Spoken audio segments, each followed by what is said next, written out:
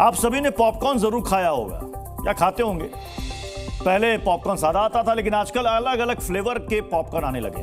अब इस पॉपकॉर्न पर अलग अलग तरह का टैक्स देना होगा। सही सुना आपने, यानी आप कौन से पॉपकॉर्न खाते हैं इससे उसका टैक्स तय होगा। जीएसटी काउंसिल की बैठक के बाद यह फैसला लिया गया है और पॉपकॉर्न पर टैक्स सिंप्लीफाई किया गया है। आपको पॉपकॉर्न पर अलग अलग लगने वाले 3 टैक्सों की दरों को हम आसान भाषा में आपको बताते हैं। जीएसटी काउंसिल के नए फैसलों के मुताबिक नमक और मसालों से बनाए गए पॉपकॉर्न जो पहले से पैक नहीं है और जिस पर कोई लेबल भी नहीं लगा है, उस पॉपकॉर्न पर 5% टैक्स देना।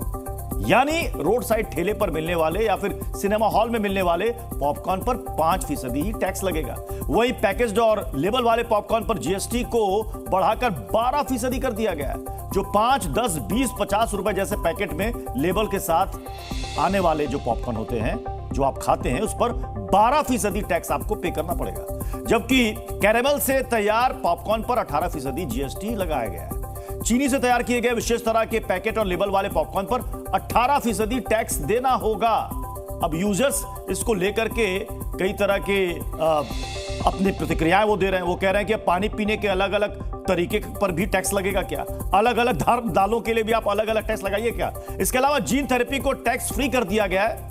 फोर्टिफाइड चावल पर टैक्स को घटाकर 5% कर दिया गया। किसान काली मिर्च और किशमिश की सप्लाई करता है तो कोई टैक्स नहीं देना होता है।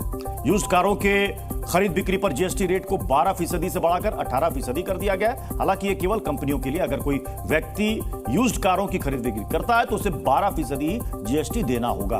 और इसी तरह अगर पुरानी ईवी कोई व्यक्ति किसी दूसरे व्यक्ति को बेचता है तो जीएसटी नहीं लगेगा। लेकिन कोई कंपनी ये काम करती है तो 18% टैक्स देना होगा।